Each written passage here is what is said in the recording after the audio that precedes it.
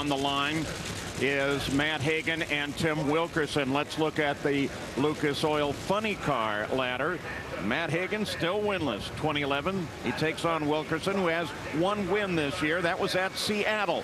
Wilkerson's also a former Indy winner. Other side of the ladder, I'm looking at Ron Capps. He hasn't got a win yet at the U.S. Nationals. Going up against Jim Head, who has a win in both Top Fuel and Funny Car.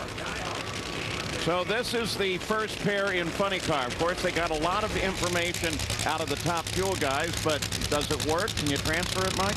Well, you don't run the cars the same way, but the information you can basically transfer.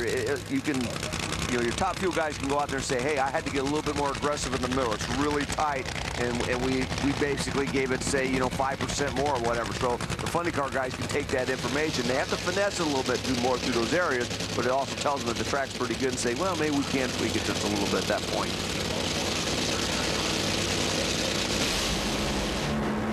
Wilkerson's in trouble.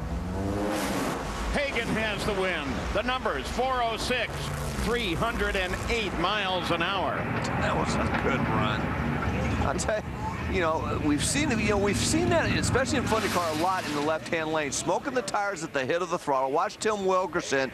Just that wheel speed just gets going way too fast early, and a lot of guys we've seen backfire the supercharger. Matt Hagan had lane choice. Tommy DeLago decided we're going to put you in the right-hand lane. As we said, I don't think there's any difference in the lane, especially in Top Fuel, but I gotta probably admit that I think the right lane was a good choice, because we've seen so many guys smoke the tires in the left-hand lane in the Funny Car category.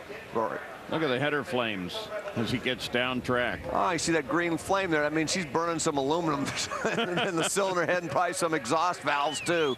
But that's not a big deal. They'll fix that, and that's normal. You'll take that with a 406 any day. To the top end, and Gary Gerald. Del Worsham had low ET of the first round of Top Fuel eliminations with the oil downs. And when you see a couple of upsets, when you're in the staging lanes waiting, does that impact your nerves? Yeah, I mean, you just wait longer, and you get yourself all ready to race, and then you have these big delays, and when you start seeing upsets, you just don't want to be one of those. And I'll tell you what, Bill Miller, he's a gentleman and a great racer, and his car ran well, and Troy Bruff's a great guy, so they're tough, and we went out and made a good run, luckily, and for Shake Coward, Al Nobby, Alan Johnson, his whole family, I just want to keep this Indy thing going. He's got Terry McMillen, round number 2. Thanks, Del. Thank you. And Gary, the work continuing on Terry McMillen's car. They've got the old engine out. They've cleaned all the oil away. They've put the new engine in.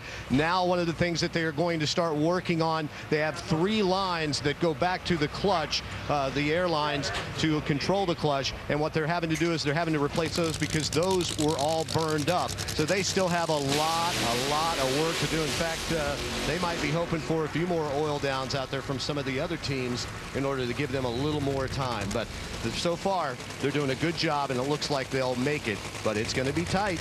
Oh, but pretty amazing how much they've gotten done so far.